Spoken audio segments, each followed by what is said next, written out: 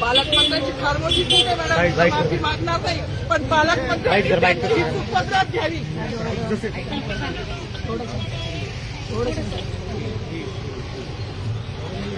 मला मीडियाशी घेणं नाही मॅडम, मला सस्पेंड केलं, माळूचे गाड्या उपसी, मी माफी काम करीन, पण बाबासाहेबांची ओळख पुसून येणार नाही, मला सस्पेंड करायचं करू शकता मॅडम. बाबासाहेबाला संपवायचं काम करायचं नाही.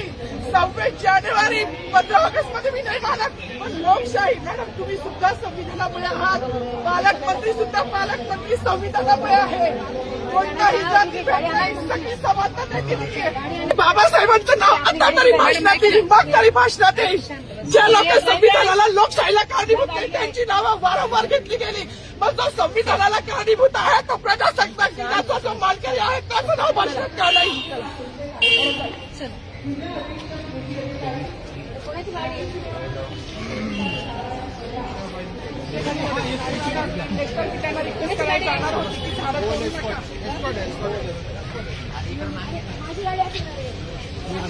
थोडी